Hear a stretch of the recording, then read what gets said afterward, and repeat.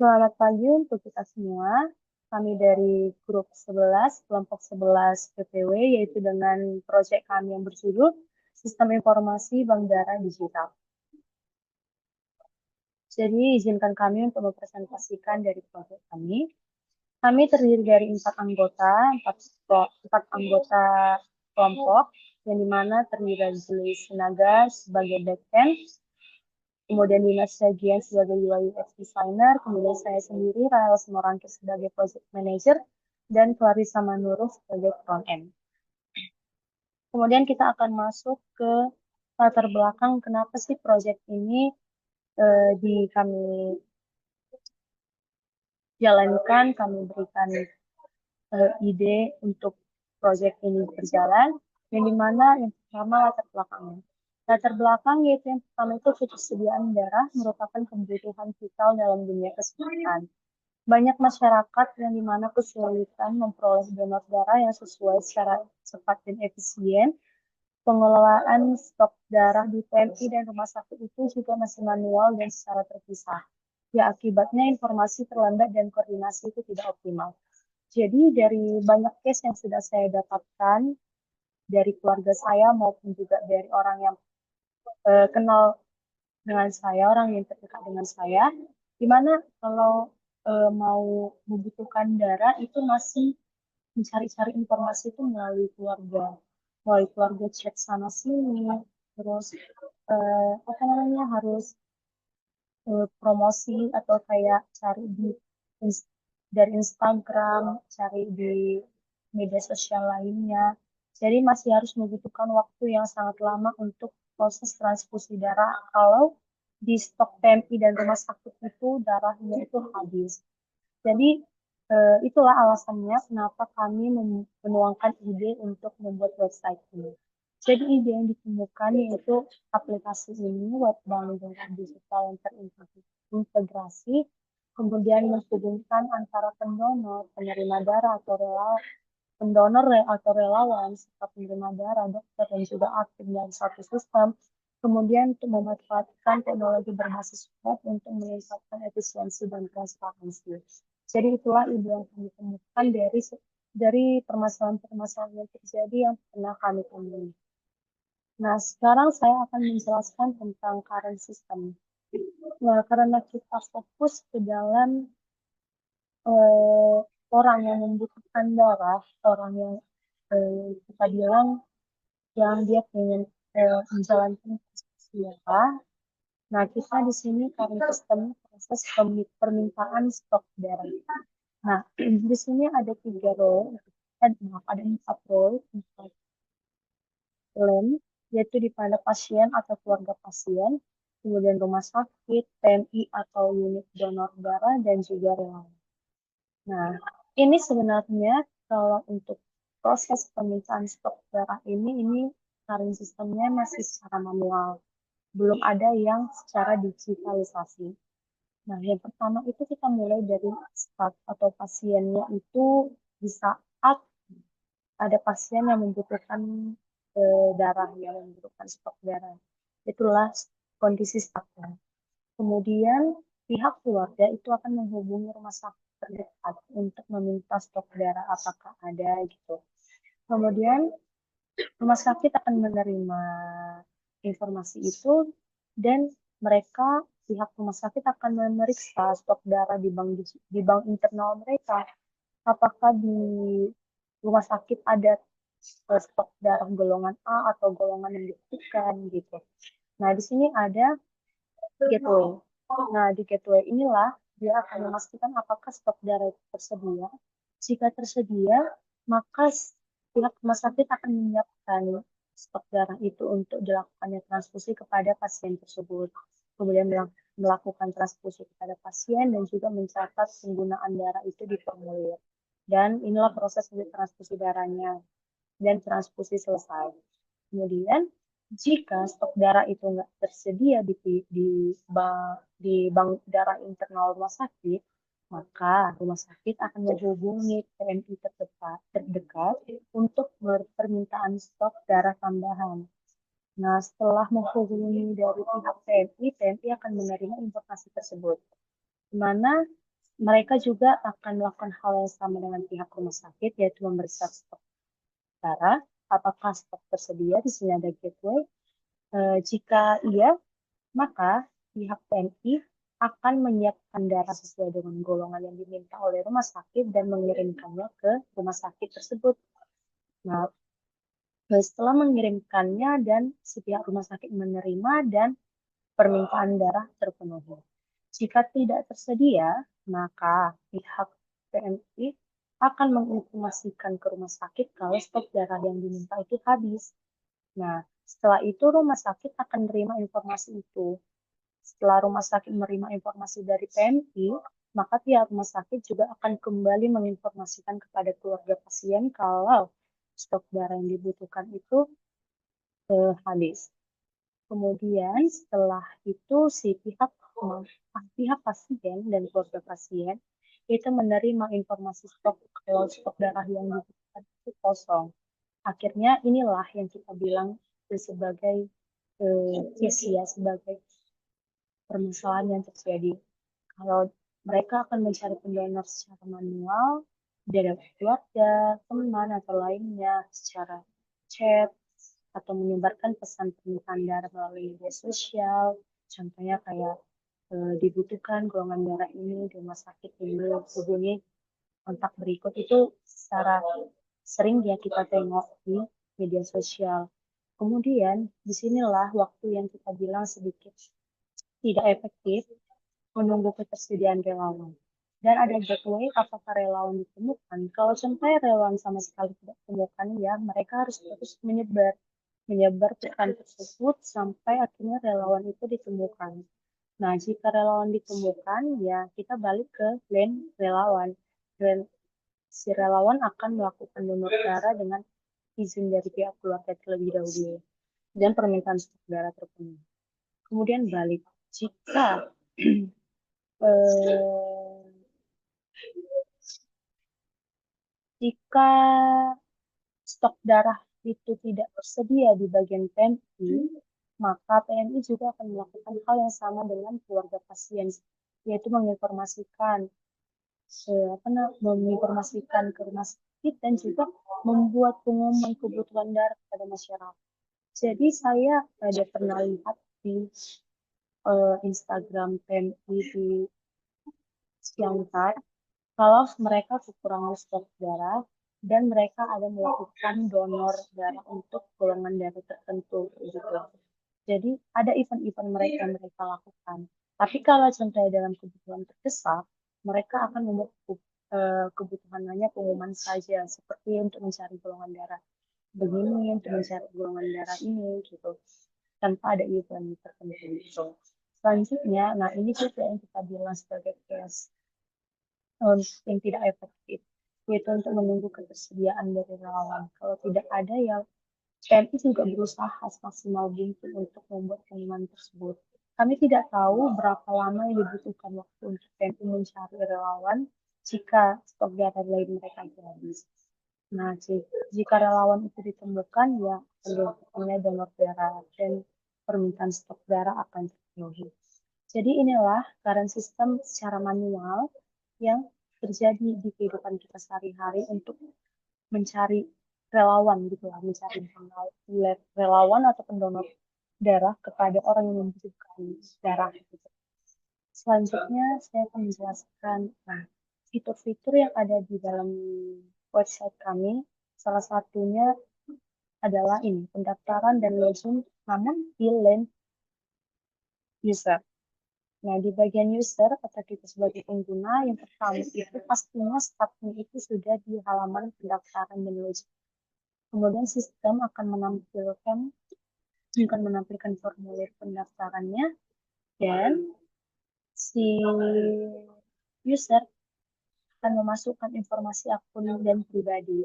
Jadi di dalam website itu si user akan masukkan informasi akunnya dan juga informasi-informasi pribadinya. Contohnya seperti dia golongan darah apa, kemudian dia alat apa KTP-nya dan lainnya. Kemudian ada sistem. Kemudian sistemnya itu bakal memvalidasi data pendaftaran itu, dan di sini ada gateway. Apakah data itu valid? Iya, maka data itu akan disimpan oleh sistem. Namun kalau tidak, sistem itu akan menampilkan pesan error dan dia akan kembali ke halaman, ya tetap dia di halaman pendaftaran yang login user itu. Kemudian jika iya tadi, sistem akan simpan data user. Kemudian si sistem akan menampilkan pesan pendaftaran berhasil dan menampilkan halaman login. Kemudian user diminta untuk memasukkan email dan passwordnya, dan di sini ada gateway. Apakah berhasil? Kalau dia gagal login, ya dia sistem akan menampilkan pesan error atau seperti email atau password salah atau emailnya tidak valid gitu. Kemudian kalau berhasil, login berhasil, maka si sistem akan menampilkan langsung dashboard user dan eh, proses pendaftaran dan login selesai dan selesai.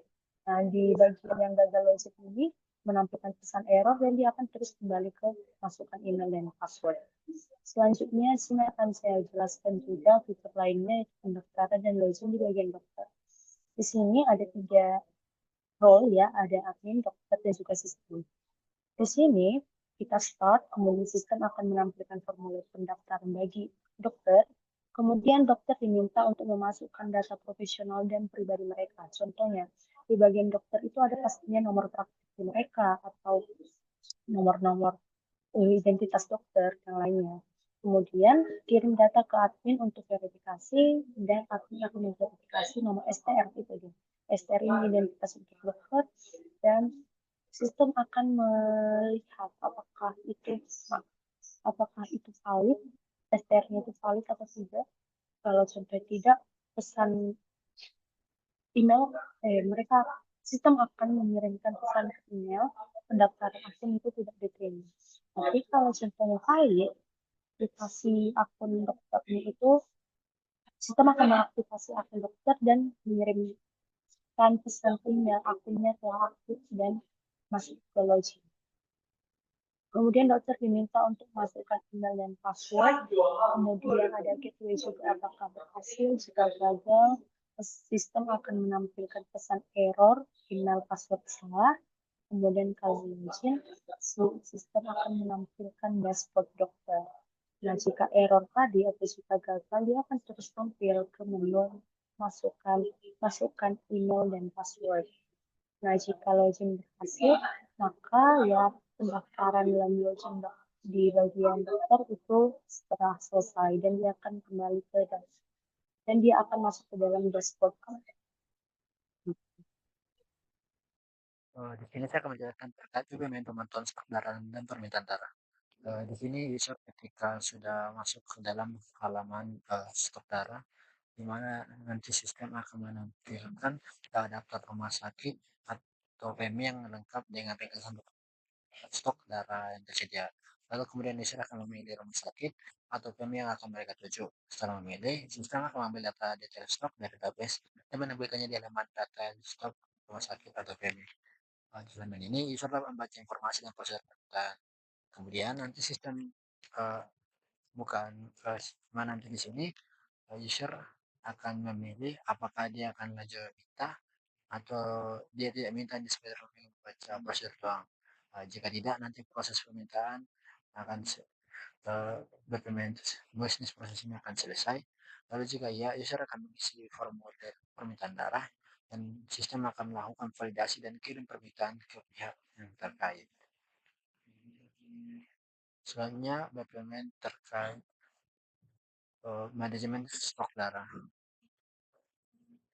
Pada dokumen ini, uh, awalnya nanti sistem akan menampilkan tabel stok darah terkini dan data pendonor. Lalu dokter bertugas untuk masukkan jumlah stok terbaru berdasarkan unit ke dalam sistem. Setelah adanya transaksi keluar masuk darah, data ini nanti akan diterima oleh sistem untuk memperbarui stok terbaru di database. Secara otomatis, sistem akan menampilkan status stok, apakah statusnya kritis, standar, atau aman, yang berdasarkan jumlah yang baru diperbarui. Nanti proses memungkinkan pemantauan stok secara real time dan secara berkala dan memberikan notifikasi status vital agar pihak terkait dapat mengambil tindakan yang tepat seperti misal mengadakan event honor jika statusnya kritis.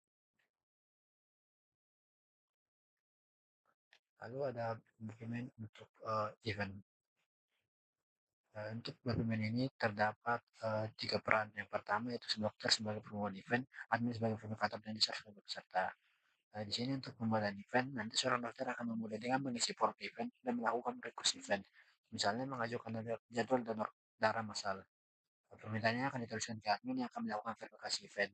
Setelah itu sistem akan mengecek apakah admin setuju atau tidak. Jika setuju, sistem akan mengirimkan pesan ke email bahwa event setujui dan dilanjutkan dengan melakukan event tersebut ke halaman event. Lalu jika ditolak, sistem akan mengirim pesan ke email bahwa event itu telah ditolak. Lalu terkait manajemen event oleh dokter, mana setelah setujui, dokter dapat mengubah manajemen event. Misalnya seperti mengubah dokter atau mengubah detail event. Lalu untuk user dalam mengikuti event, user yang memilih hak event yang sudah setujui dalam event dapat mengisi formulir pendaftaran dalam detail event untuk berpartisipasi dalam sebagai pendonor. Maka untuk bisnis proses event ini uh, kira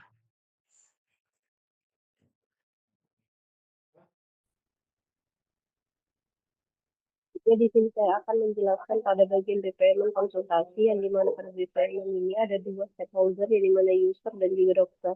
Pertama-tama dimulai dari si user. User itu nanti dapat memilih dokter yang tersedia dan mengirimkan pesan ke si dokter. Lalu nanti dokter akan menerima pesan dari si pasien, lalu mengirimkan balasan ke si pasien. Lalu nantinya si pasien itu dapat membaca pesan eh, dokter tersebut dan prosesnya berhasil. Saya akan menjelaskan bagian ERD, yaitu Entity Relationship Diagram untuk sistem Life Linker, sebuah platform yang dirancang untuk mengelola proses donor darah, konsultasi medis, serta manajemen stok darah, dan event donor. ERD ini menggambarkan struktur data dan hubungan antar entitas utama dalam sistem seperti pengguna atau user, admin, dokter, stok darah, riwayat donasi, event donor, dan konsultasi medis. Entitas yang pertama itu ada user, di mana dengan memiliki atribut user ID sebagai primary key, lalu ada address, phone number, name, email, password, dan role. Yang di mana relasinya ini bisa melakukan banyak donasi darah sehingga relasinya dengan donation history itu adalah one to many. Lalu user juga bisa menghadiri banyak event dan satu event juga bisa dihadiri banyak user. Jadi relasinya itu many to many. Lalu melakukan banyak konsultasi dengan dokter sehingga relasinya dengan consultation itu one to many. Lalu dapat memeriksa stok darah yang ada dalam sistem, sehingga relasinya itu many to many dengan stok. Lalu yang kedua itu ada admin, yang dimana relasinya itu pertama itu satu admin dapat mengelola banyak user atau one to many. Lalu satu admin dapat memperbarui stok darah atau one to many. Lalu menyelenggarakan event donor darah dan relasinya itu adalah one to many juga. Lalu yang ketiga itu ada dokter, yang dimana relasinya itu yang pertama satu dokter dapat menangani banyak konsultasi dengan user, sehingga relasinya itu adalah one to many. Lalu satu dokter juga dapat memverifikasi banyak kegiatan donor darah, sehingga relasinya dengan donation history itu one to many juga. Lalu yang berikutnya itu ada bloodstock, di mana relasinya itu satu admin dapat memperbarui banyak data stok darah atau one to many. Lalu banyak user juga bisa memeriksa banyak stok darah, sehingga relasi itu many to many. Lalu berikutnya itu donation history, yang di mana relasinya itu satu user dapat memiliki banyak riwayat donasi atau one to many. Lalu satu dokter juga dapat menangani banyaknya donasi atau one to many dengan dokter. Lalu berikutnya itu consultation. Relasinya itu satu user dapat memiliki banyak konsultasi atau one to many dengan user. Baru satu dokter juga bisa memberikan banyak konsultasi atau one to many dengan dokter. Lalu berikutnya itu yang terakhir adalah event, yang dimana relasinya itu satu admin dapat mengorganize banyak event atau one to many dengan admin. Lalu banyak user menghadiri banyak event atau many to many dengan si user. Lalu berikutnya itu target audience, yang dimana Platform yang kami buat ini yaitu website Line Liquor ini dirancang untuk masyarakat umum yang membutuhkan donor darah maupun bersedia menjadi pendonor. Target utamanya itu adalah pasien, keluarga pasien, rumah sakit atau PMI, serta individu yang ingin berpartisipasi dalam kegiatan donor darah.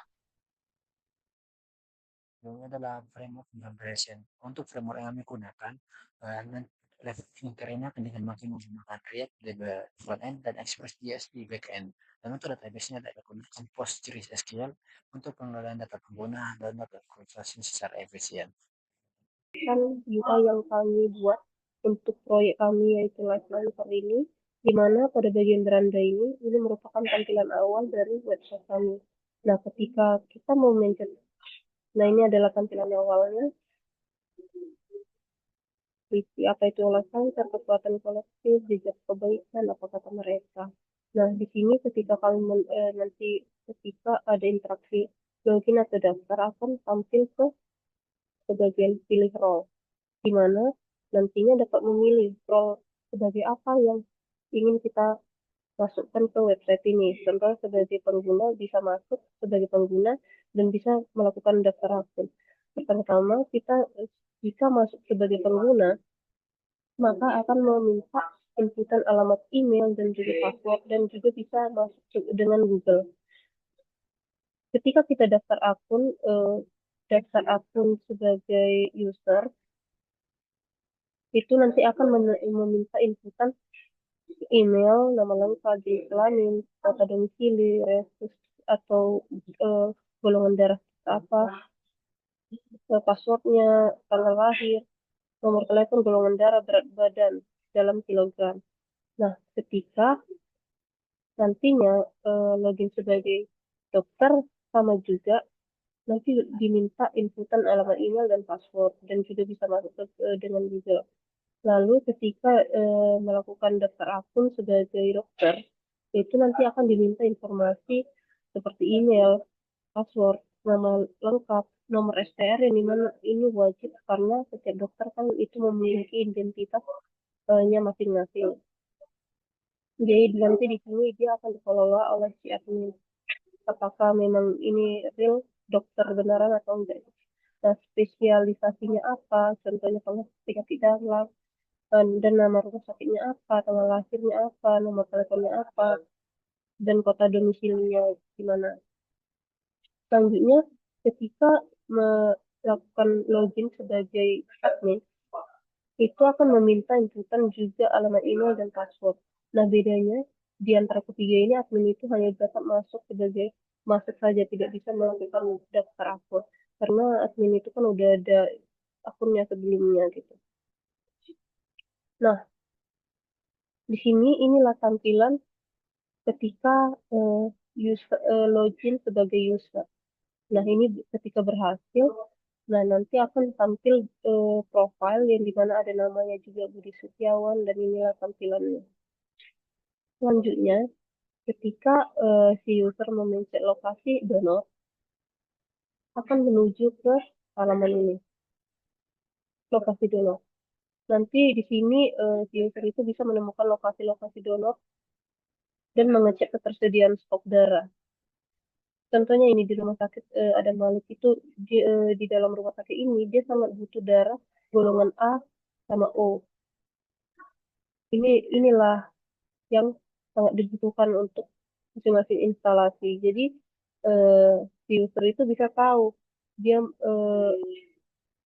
rumah sakit mana aja yang membutuhkan darah yang sama dengan golongan darah dia gitu untuk melakukan donor darah. Nah, di sini ketika memencet kita lokasi akan muncul ini informasi stok darah, jam operasionalnya jam berapa, nomor kontaknya dari rumah sakit AKBP ini apa, dan bisa mendaftar.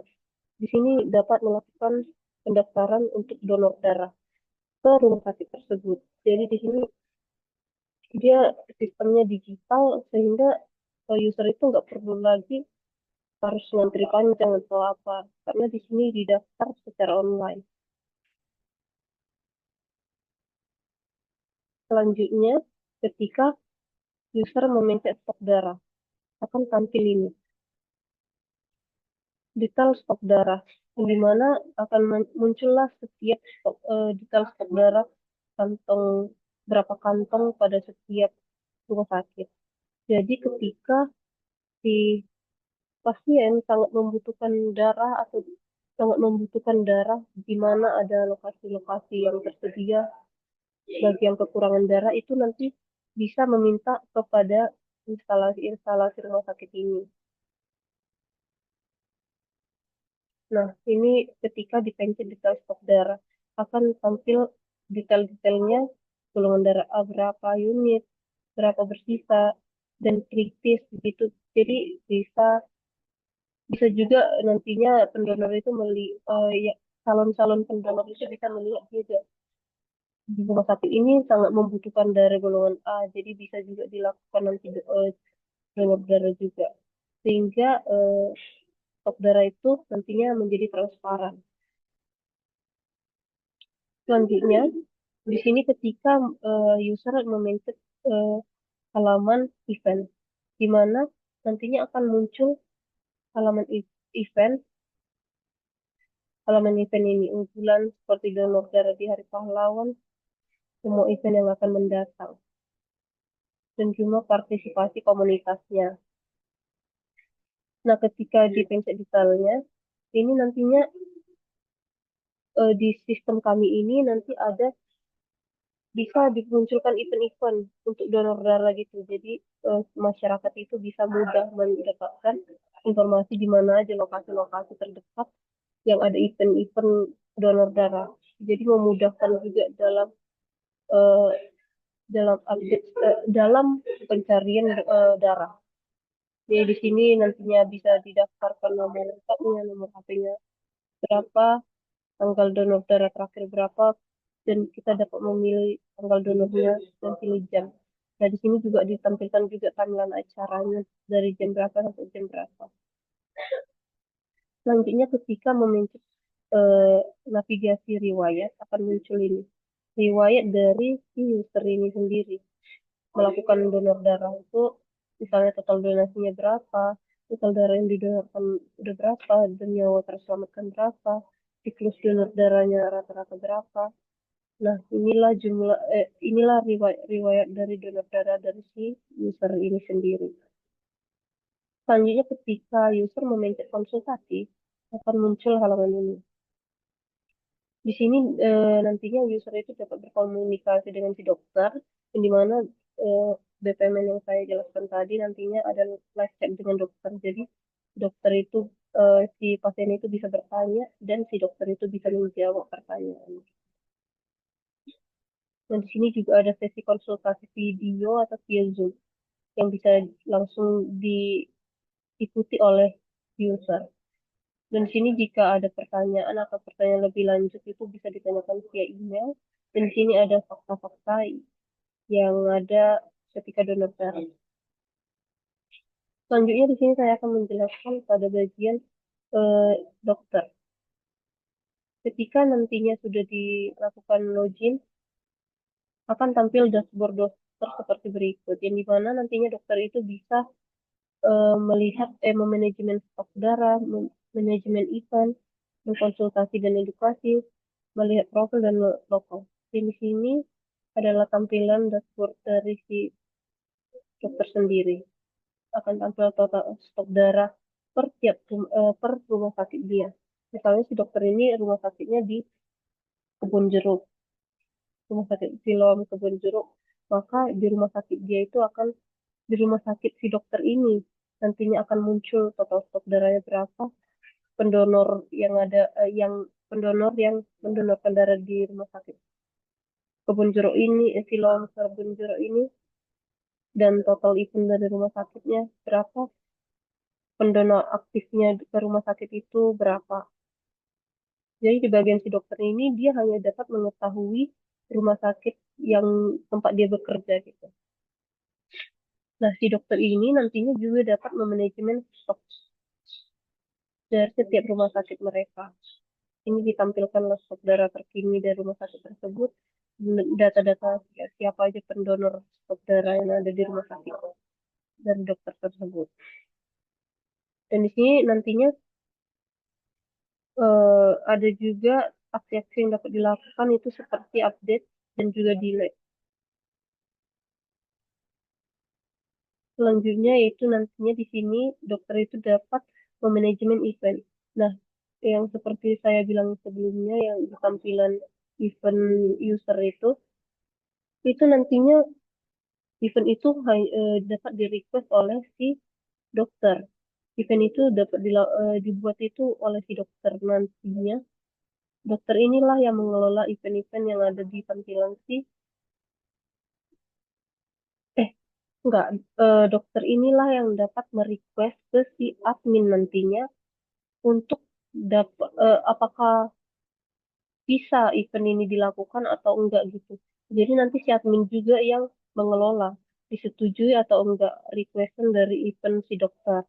Nah, begitu. Jadi di sini ada formulir pengajuan event seperti nama eventnya apa, tanggal mulainya tanggal berapa, lokasinya di mana, dan lain-lain. Dan di sini dapat di-request eventnya. Dan di sini ditampilkan juga event yang telah selesai berapa. Selanjutnya yaitu di bagian konsultasi dan edukasi. Seperti yang tadi saya bilang di BPMN itu kan bisa nantinya user sama dokter itu bisa melakukan percakapan. Jadi di sini dapat dibalaslah oleh si dokter ketika si user itu bertanya sesuatu. Dan di sini juga di bagian event pada tampilan user itu kan ada jadwal-jadwal untuk Zoom kan. Nah, disinilah si dokter itu dapat eh, mengedit jadwal-jadwal atau sesi-sesi konsultasi berupa video. Jadi di sini dapat diedit, ditambahkan atau dibatalkan event-eventnya begitu.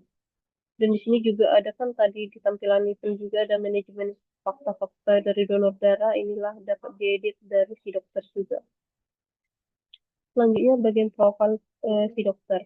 Nantinya si dokter ini dapat melakukan update data seperti update nama lengkap.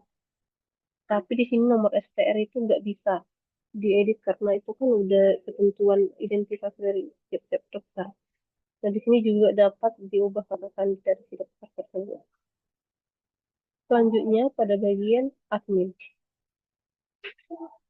Ini merupakan tampilan awal dashboard dari si admin. Di mana di dashboard si admin ini nantinya ini adalah total dari keseluruhan rumah sakit yang ada dari beberapa dokter-dokter yang terintegrasi. Jadi kan tadi kan si dokter itu hanya dapat melihat informasi-informasi yang hanya dari rumah sakit dia sendiri. Nah, kalau si admin ini dapat melihat semua informasi dari setiap dokter-dokter yang ada dan setiap rumah sakit yang ada. Nah, di sini user yang terdaftar itu di website ini yaitu ada 20.000 dari seluruh Sumatera dan dokter yang terverifikasi berapa. Ditampilkan juga pendonor aktifnya, event terlaksana berapa, stok darahnya berapa, stok darah kantong setiap rumah sakit, yaitu total ke 30 rumah sakit itu segini. Dan ini ada total event-eventnya. Nah, di sini juga nanti ada notifikasi dari request akun dari si dokter, request event dari si dokter, stok darah menipis, atau stok darah hampir kadaluarsa. Nah, ini event-event per bulan juga ditampilkan. Selanjutnya, pada bagian manajemen dokter, di mana si admin ini juga dapat manajemen dokter. Ya, di mana maksudnya itu eh, seperti yang saya bilang tadi kan ada setiap dokter itu kan nanti ketika daftar aku sebagai dokter itu kan nanti ada nomor SPR atau input-inputan nama, instalasinya apa. Nah, di sini nanti dapat diverifikasi loh oleh si admin. Apakah dokter itu memang real, itu dokter atau tidak. Kalau real ya bisa diverifikasi, kalau tidak ya bisa ditolak. Jadi akun dari si dokter ini juga dikelola oleh si admin. Selanjutnya itu manajemen user, di mana di sini tampillah nanti semua daftar-daftar nama user yang menggunakan menggunakan website ini, dan juga tampil juga di sini jumlah donor darah berapa, golongan darahnya apa, dan statusnya itu apa, aktif atau tidak aktif. Dan nanti di sini juga si admin itu dapat menghapus dari si user. Di sini juga ada filter juga dari nama user, semua golongan atau semua status. Selanjutnya pada bagian manajemen event. Seperti yang saya bilang sebelumnya kan si dokter itu nantinya hanya dapat merequest event. Lalu kan yang menyetujui event tersebut dilaksanakan itu kan si admin. Jadi disinilah dikelola event-event yang di-request oleh si dokter. Bisa disetujui atau ditolak. Selanjutnya manajemen pendonor. Ini nantinya si admin itu dapat melihat siapa aja pendonor-pendonor yang mendonorkan darahnya di setiap rumah sakit. Selanjutnya laporan. Laporan ini maksudnya yaitu nama-nama event yang sudah terlaksana, laporan event lagi. Seperti yang tadi kan udah dikelola si admin dan di sini apakah sudah terlaksana atau belum atau dibatalkan event tersebut dapat dilihat dari sisi si admin. Selanjutnya di sini admin itu dapat melihat profil yang dimana dapat mengedit nama lengkap, email, nomor telepon, passwordnya apa, dapat diganti, password baru, konfirmasi password baru, dan dapat muncul status akunnya dari si akun ini sendiri. Dan ada fitur juga lockout. Mungkin sekian presentasi dari sisi UI. Terima kasih.